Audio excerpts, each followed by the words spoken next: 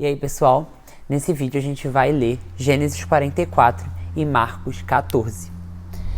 A taça de José na bagagem de Benjamim. José deu as seguintes ordens ao administrador de sua casa: enche as bagagens desse homem com todo o mantimento que puderem carregar e coloque a prata de cada um na boca de sua bagagem. Depois coloque a minha taça, a taça de prata, na boca da bagagem do caçula, junto com a prata paga pelo trigo. E ele fez tudo conforme as ordens de José. Assim que desapontou a manhã, despediram os homens com seus jumentos. Ainda não tinham se afastado da cidade quando José disse ao administrador de sua casa: vá atrás daqueles homens e, quando os alcançar, diga-lhes porque retribuíram o bem com o mal. Não é essa taça que o meu senhor usa para beber e fazer adivinhações? Vocês cometeram grande maldade. Quando ele os alcançou, repetiu-lhe essas palavras, mas eles lhe responderam: por que o meu senhor diz isso? Longe do seu servo fazer tal coisa. Não lhe trouxemos de volta da terra de Canaã a prata que encontramos na boca de nossa bagagem? Como roubaríamos prata ou ouro da casa do seu senhor? Se algum dos servos for encontrado com ela, morrerá, e nós, os demais, seremos escravos do meu senhor. E disse ele: concordo, somente quem for encontrado com ela será meu escravo, os demais estarão livres. Cada um deles descarregou depressa sua bagagem e abriu-a. O administrador começou a busca, desde a bagagem do mais velho até o mais novo, e a taça foi encontrada na bagagem de Benjamim. Diante disso, eles rasgaram suas vestes e em seguida todos puseram a carga de novo em seus jumentos e retornaram à cidade. Quando Judá e seus irmãos chegaram à casa de José, ele ainda estava lá. Então eles se lançaram ao chão perante ele. E José lhe perguntou: que foi que vocês fizeram? Vocês não sabem que um homem como eu tem poder para adivinhar? Respondeu Judá: o que diremos a meu senhor? Que podemos falar? Não podemos provar nossa inocência. Deus trouxe à luz a culpa dos teus servos. Agora somos escravos do meu senhor, como também aquele que foi encontrado com a taça. Disse, porém, José: longe de mim fazer tal coisa. Somente aquele que foi encontrado com a taça será meu escravo. Os demais podem voltar em paz para a casa de seu pai. Então Judá dirigiu-se a ele, dizendo: por favor, meu senhor, permita dizer uma palavra. Não acenda a tua ira contra o teu servo, embora seja igual ao próprio faraó. Meu senhor perguntou a estes seus servos se ainda tínhamos pai e algum outro irmão. E nós respondemos: temos um pai já idoso, cujo filho caçula nasceu em sua velhice. O irmão deste já morreu. E ele é o único filho da mesma mãe que restou, e seu pai o ama muito. Então disseste a estes servos que o trouxessem para ti, e para que teus olhos pudessem vê-lo. Nós respondemos ao meu senhor que o jovem não poderia deixar o seu pai, pois caso fizesse, seu pai morreria. Todavia, disseste aos teus servos que se o nosso irmão caçula não viesse, nunca mais veríamos a tua face. Quando voltamos a teu servo, meu pai, contamos-lhes o que o Senhor tinha dito. Quando o nosso pai nos mandou voltar para comprar um pouco mais de comida, nós lhe dissemos: só queremos voltar para lá se o nosso irmão caçula for conosco, pois não poderemos ver a face daquele homem, a não ser que o nosso irmão caçula esteja conosco. Teu servo, meu pai, nos disse então: vocês sabem que a minha mulher me deu apenas 2 filhos, um deles se foi, e eu lhe disse: com certeza foi despedaçado, e até hoje nunca mais o vi. Se agora vocês também levarem este de mim, e algum mal lhe acontecer, a tristeza que me causarão fará com que os meus cabelos desçam à sepultura. Tristes. Agora, pois, se eu voltar a teu servo, o meu pai, sem levar o jovem conosco, logo que meu pai, que é tão pegado a ele, perceber que o jovem não está conosco, morrerá. Teus servos farão seu velho pai descer seus cabelos brancos à sepultura com tristeza. Além disso, teu servo garantiu a segurança do jovem a seu pai, dizendo-lhe: se eu não o trouxer de volta, suportarei sua culpa diante de ti pelo resto da minha vida. Por isso agora te peço, por favor, deixe o teu servo ficar como escravo do meu senhor no lugar do jovem e permita que ele volte com seus irmãos. Como poderei voltar a meu pai sem levar o jovem comigo? Não posso ver o mal que sobreviria a meu pai. É isso, agora vamos para Marcos, capítulo 14. Jesus é ungido em Betânia. Faltavam apenas 2 dias para a Páscoa e para a festa dos pães sem fermento. Os chefes dos sacerdotes e os mestres da lei estavam procurando um meio de flagrar Jesus em algum erro para matá-lo, mas diziam: durante a festa, não, para que não haja tumulto entre o povo. Estando Jesus em Betânia, reclinando-se à mesa na casa de um homem conhecido como Simão, o leproso, Aproximou-se dele uma mulher com um frasco de alabastro, contendo um perfume muito caro feito de nardo puro. Ela quebrou o frasco e derramou o perfume sobre a cabeça de Jesus. Alguns dos presentes começaram a dizer uns aos outros indignados: por que esse desperdício de perfume? Ela poderia ter vendido por 300 denários e o dinheiro ser dado aos pobres. E eles a repreenderam severamente. Deixem-na em paz, disse Jesus, porque a esta estão perturbando.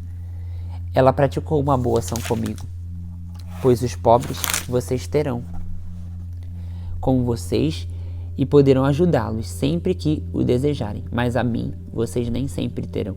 Ela fez o que pôde, derramou perfume em meu corpo antecipadamente, preparando-o para o sepultamento. Eu asseguro que onde quer que o evangelho for anunciado, em todo o mundo, também o que ela fez será contado em sua memória. Então Judas Iscariotes, um dos 12, dirigiu-se aos chefes dos sacerdotes a fim de entregar Jesus. A proposta muitos alegrou, e lhe prometeram dinheiro. Assim, ele procurava uma oportunidade para entregá-lo. No primeiro dia da festa dos pães sem fermento, quando se costumava sacrificar o cordeiro pascual, os discípulos de Jesus lhe perguntaram: onde queres que vamos e te prepares a refeição da Páscoa? Então ele enviou 2 de seus discípulos, dizendo-lhe: entrem na cidade e um homem carregando um pote de água virá ao encontro de vocês. Sigam-no e digam ao dono da casa em que ele entrar: o mestre pergunta: onde é o meu salão de hóspedes no qual poderei comer a Páscoa com meus discípulos? Ele mostrará uma ampla sala no andar superior, mobiliada e pronta. Façam ali os preparativos para nós.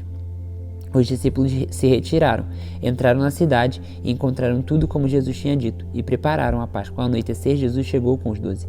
Quando estavam comendo, reclinados à mesa, Jesus disse: digo que certamente um de vocês me trairá, alguém que está comendo comigo.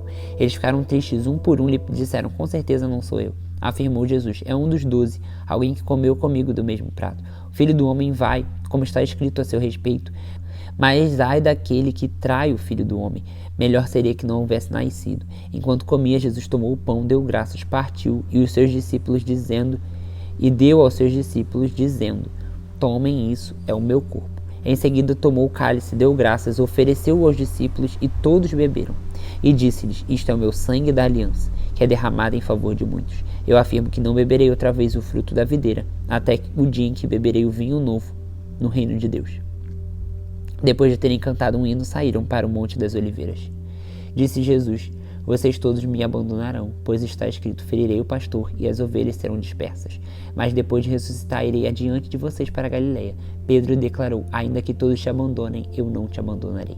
Respondeu Jesus: asseguro que ainda hoje, esta noite, antes que 2 vezes cante o galo, 3 vezes você me negará. Mas Pedro insistia ainda mais: mesmo que seja preciso que eu morra contigo, nunca te negarei. E todos os outros disseram o mesmo. Então foram para um lugar chamado Getsemane.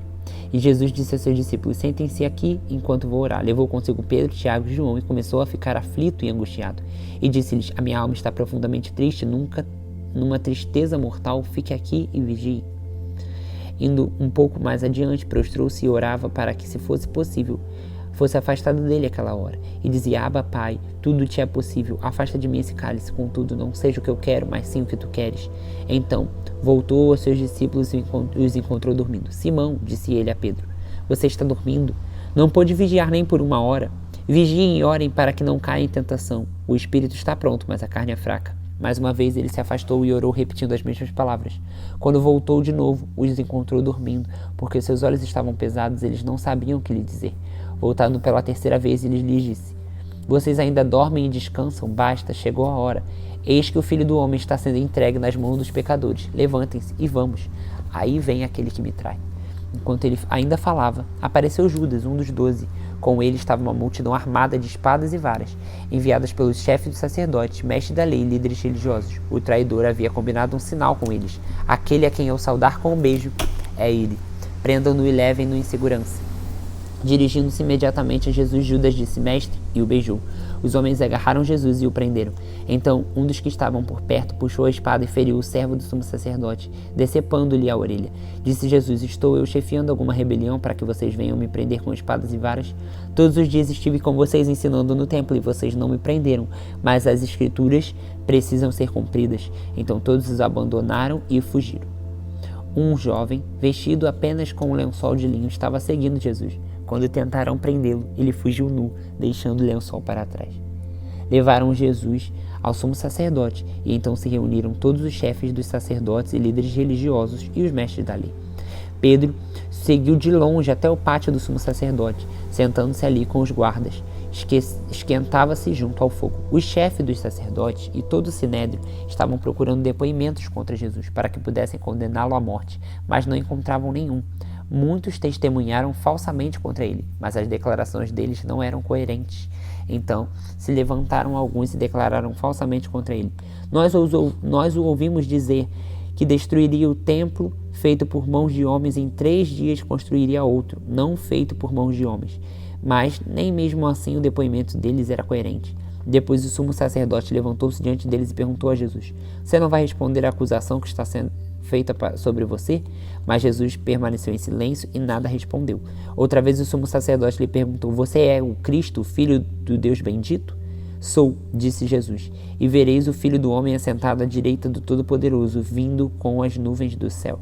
O sumo sacerdote rasgou as próprias vestes e perguntou: para que precisamos de mais testemunhas? Vocês ouviram a blasfêmia? O que acham? Todos julgaram digno de morte. Então alguns começaram a cuspir nele, vendaram-lhe os olhos e, dando-lhe murros, diziam: profetize! E os guardas o levaram, dando-lhe tapas. Então Pedro, embaixo no pátio, uma das criadas do sumo sacerdote passou por ali. Vendo Pedro a aquecer-se, olhou bem para ele e disse: você também estava com Jesus o Nazareno. Contudo ele o negou, dizendo: não o conheço, nem sei do que você está falando, e saiu para o alpendre. Quando a criada o viu lá, disse novamente aos que estavam perto: esse aí é um deles. De novo ele negou. Pouco tempo depois, os que estavam sentados ali disseram a Pedro: certamente você é um deles, você é Galileu.